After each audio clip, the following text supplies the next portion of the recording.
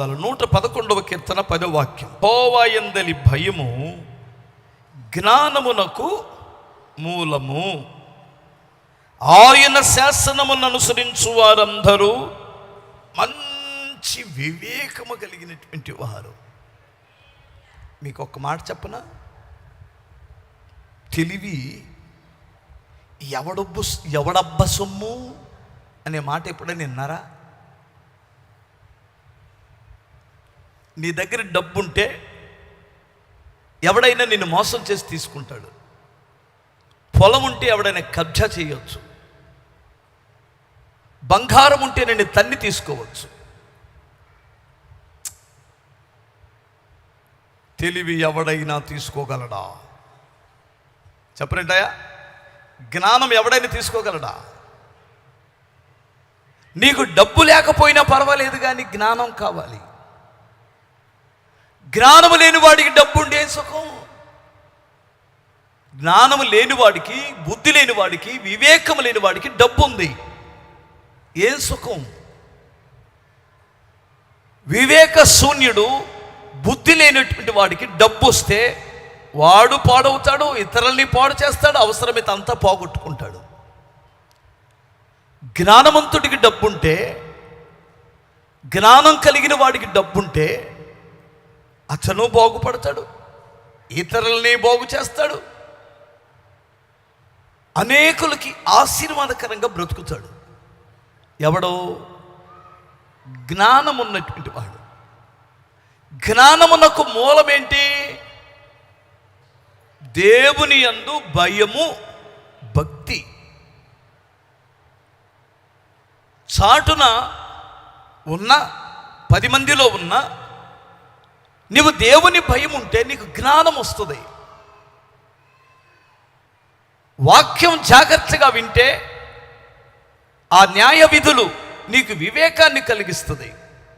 నువ్వెక్కడ ఏం మాట్లాడాలో, ఎక్కడ నోరు తెరవకూడదో, ఎక్కడ నోరు తెరవాలో, ఏమి మాట్లాడాలో సమయోచితంగా మాట్లాడడం, సమయోచితంగా మౌనంగా ఉండడం, ఇదిగో ఇప్పుడు నువ్వు వింటున్న వాక్యం నీకు నేర్పిస్తుంది. ఈ జ్ఞానము ఎంత గొప్పదంటే, నువ్వు పుట్టుకతో పేదవాడివైనా, పుట్టుకతో లేమిలో ఉన్నా, ఈ జ్ఞానము నిన్ను ఐశ్వర్యవంతునిగా మారుస్తుంది. గమనించాలి, దేవుని యందు జ్ఞానము, దేవుడు నీకు ఇచ్చే జ్ఞానము నిన్ను ఐశ్వర్యవంతునిగా మారుస్తుంది.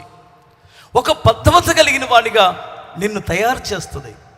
వివేకముతో ప్రవర్తిస్తావు. ఎందుకంటే జ్ఞానము లేనివాడు నాశనం అయిపోతాడు, దురలవాట్లకు బానిసవుతాడు. ఒక పిల్లవాడు చిన్నప్పుడే సిగరెట్లు తాగడం, చిన్నప్పుడే పాడైన పనులు చేయడం, ఇలా చేస్తున్నప్పుడు తల్లి తండ్రి చాలాసార్లు చెప్పి చూశారు. వాడు వినటల్లా. వినకపోయినప్పుడు ఆయన తీసుకొని వెళ్ళి ఒక గురువు గారికి అప్పగించి, అయ్యా, నా కొడుకు చిన్న వయసులోనే చెడిపోయాడు, వీడు ఎలా బయటకు వస్తాడో మాకు అర్థం కావట్లేదు, వీడికి తెలివి జ్ఞానం ఉన్నట్టు కనిపించట్లేదు. ఎవడైనా సిగరెట్ తాగితే సిగరెట్ తాగుతాడు, ఎవడైనా మందు తాగితే మందు తాగుతున్నాడు, ఈయన్ని ఎలా మార్చుకోవడంలో మాకు అర్థం కావడం లేదని ఒక గురువు గారికి అప్పగించాడు. అప్పుడు వాడి జ్ఞానోదయం కలిగించడానికి ఆ గురువు గారు ఏం చేశారంటే, ఆయన తీసుకొని వెళ్ళి తోటలోకి తీసుకొని వెళ్ళి, అరే ఈ చిన్న కలుపు మొక్క పీకు అన్నాడు. టక్కుని బీకేశాడు. ఆహా, పర్వాలేదురా, ఎండ బీకేసేసావు, చాలా ఒక్క చేత్తో బీకేసావు అన్నాడు. అవును, నేను ఒక్క చేత్తోనే బీకుతాను అన్నాడు. ఈ చెట్టు పీకునానా అన్నాడు. ఒక మాజరు చెట్టు, దాన్ని 2 చేతులు పట్టుకొని అమాంతంగా ఊరికి తేలిగ్గా 2 చేతులు పట్టుకు అలా లాగేశాడు. దానికంటే కొంచెం పొదలాగుంది, దీన్ని కూడా లాగన్నాడు. కాస్త గట్టిగా ఒక పట్టుబట్టి అని 3 ఊపులు ఊపి 4వ ఊపికి లాగేసేసాడు. సూపర్. ఫస్ట్ ఒక దెబ్బకే లాగేసావు ఒక చేత్తో, రెండోది 2 చేతులతో తేలిగ్గా లాగేసావు, మూడోది 2 ఊపులు 3 ఊపుల్లోనే లాగేసావు. ఓకే, నువ్వు లాగేస్తున్నావు, అయితే ఈ చెట్టు లాగన్నాడు. అక్కడ ఒక పెద్ద చెట్టు ఉంది, అదే జాన్ చెట్టో నిమ్మ చెట్టో పెద్ద చెట్టు ఉంది, దాన్ని పీకే చూద్దామన్నాడు. దాన్ని పళ్ళు బిగించి పడు పడు పడు పడు పడు పడు గురికి ఎంత లాగినా రావటంలా. ఏంట్రా లాగలేకపోయావు అన్నాడు. రావట్లేదు గురువుగారు అన్నాడు. ఇప్పుడు చెబుతాను నేను.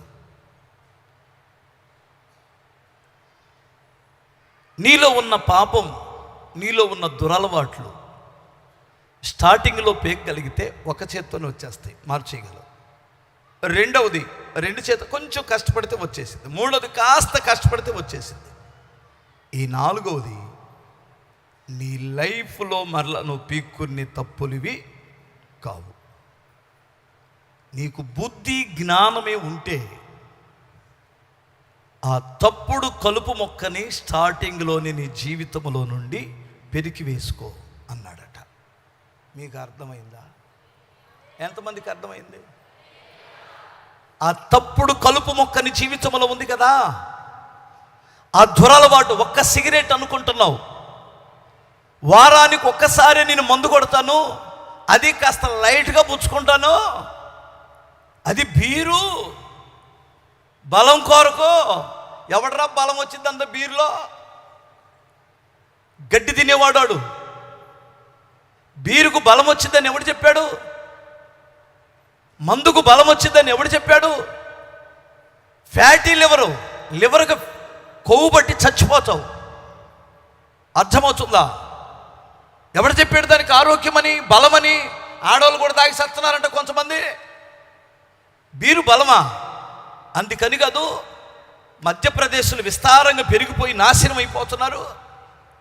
కోస్తే ఒక్కొక్కరికి కొవ్వు మన తగలబెట్టరు, పూడి చేస్తారు, కానీ తగలబెట్టే వాళ్ళని చూడండి ఆరిపోట్ల. అంతకుముందు నెయ్యి పోసేవారు, ఇప్పుడు నెయ్యితో కూడా అవసరం లేదు. ఎందుకంటే వాళ్ళల్లోనే ఉంది బోళ్ళంత నెయ్యి. ఎందుకంటే తాగి తిని విస్తారముగా దున్నపోతులు అయిపోయారు మనుషులు. ఏమనుకో మాకండి, తిడుతున్నానని. వాళ్ళని అంటుంటే మీకు రోసం వచ్చిందా? మరి ఏం సైలెంట్ అయిపోయారు? కోపం వచ్చిన వాళ్ళు ఒకసారి హల్లెలూయా చెప్పండి. జ్ఞానం ఉందా నీకు? జ్ఞానం ఉంటే నువ్వు పైకి వస్తావు. స్తోత్రం చెప్పాలి. ఆ జ్ఞానం దేవుడిస్తాడు. నువ్వు దేవునిది భయభక్తులు కలిగి ఉంటే, మీలో ఎవరికైనా జ్ఞానము కొదువుగా ఉన్న అతడు దేవుణ్ణి అడగాలి. సింహాసనం ఇచ్చాడు, రాజుగా పట్టాభిషేకం చేశాడు సొలొమోన్ని. రాజుగా పట్టాభిషేకం చేశారు సొలొమోన్ని. సింహాసనం ఖాళీగా ఉంది, తన తండ్రి చనిపోయి ఉన్నాడు. ఇశ్రాయేలు పెద్దలు, ప్రవక్తలు, యాజకుడు అందరూ చయ్యా ఆ సింహాసనం మీద కూర్చొని ఏలు అన్నారు. అక్కడికి వెళ్ళి కూర్చోవడానికి గడగడ వణిగిపోయి మోకరించి ప్రార్థన చేసుకొని, ఈ రాత్రి నేను నా ప్రభువుకు బలులు అర్పించాలి. ఈరోజు నా ప్రభుకు, రేపు ఉదయకాలంలో నా ప్రభువుకు నేను బలుడు అర్పించాలని గొర్రెలను, మేకలను, ఎద్దులను తీసుకొని వచ్చి బలిపీఠాన్ని ఆశ్రయించాడు. వెళ్ళి ముందు బలిపీఠాన్ని ఆశ్రయించి అక్కడికి వెళ్ళి ఎద్దులని, గొర్రెలను ప్రభువుకి విస్తారమైనటువంటి బలులు అర్పించి ప్రార్థన చేసుకున్నాడు. ఏమనంటే, ప్రభువా, నా తండ్రికి మీరు ఇచ్చిన కృప ఇది. నేను బాలుడిని, ఇసుక రేణువుల వలె ఉన్నారు నీ ప్రజలు. వారందరికీ న్యాయం తీర్చే తెలివి, ఆ జ్ఞాన వివేకములను నాకు లేవు. నాకు జ్ఞానం అవసరం. నాకు డబ్బు, ఎండి బంగారాలు కాదు ప్రభువా, పదవి, పేరు, ప్రఖ్యాతలు కాదు ప్రభువా, నువ్విచ్చే జ్ఞానము నాకు అవసరమని మోకరించి ఏడ్చి పడుకున్నాడు. ప్రభు వచ్చాడు. స్తోత్రం చెప్పాలి. ప్రభు వచ్చి, సొలొమోను దీర్ఘాయువును అడగలేదు, ఐశ్వర్యాన్ని నువ్వు అడగలేదు, శత్రువుల ప్రాణాలను అడగలేదు. నీవు వివేకము కలిగిన హృదయాన్ని, జ్ఞాన హృదయాన్ని నువ్వు అడిగావు కాబట్టి దీనితో పాటు తెలివి జ్ఞానముతో పాటు ఇండి అదే ఐశ్వర్యం, దీర్ఘాయువు, మంచి కీర్తి సమస్తము నీ సొంతం చేస్తున్నాను అన్నాడట. చప్పట కొట్టగలరా ఒకసారి? ఎవరైనా ఇలాంటి ప్రార్థన చేశారా మన వాళ్ళల్లో? ప్రభువా, డబ్బు సంగతి నువ్వు చూసుకో, నాకు అవసరమైన సంగతి వాటి సంగతి మీరు చూసుకోండి, కానీ నీ ఎదుట నేను భక్తి కలిగి ఎలా బ్రతకాలో నాకు నేర్పించండి. నీ హృదయాన్ని నొప్పించకుండా నేను ఎలా జీవించాలో నాకు నేర్పించండి. నేను అన్ని జనుల్లో బ్రతుకుతున్నాను, నా ద్వారా నీ నామానికి అవమానం కలగకుండా నేను ఎలా బ్రతకాలో నాకు వివేకముతో నింపండి, ఆ జ్ఞానాన్ని ప్రసాదించండి అని నువ్వు అడిగితే, దేవుని కొరకు వైరాగ్యము కలిగి బ్రతకాలి, నీతి కలిగి బ్రతకాలి, నా సాక్ష్యం పోకుండా కాపాడబడాలి అని కానీ నువ్వు భయభక్తులతో దేవుణ్ణి అడిగితే, దేవుడు నీకు జ్ఞానముతో పాటు సమస్త ఐశ్వర్యాన్ని ఇస్తాడు. హల్లెలూయా. రెండు చేతులే చెప్పు. జ్ఞానం చాలా ముఖ్యమండి, అది భయభక్తుల వలనే వస్తుంది.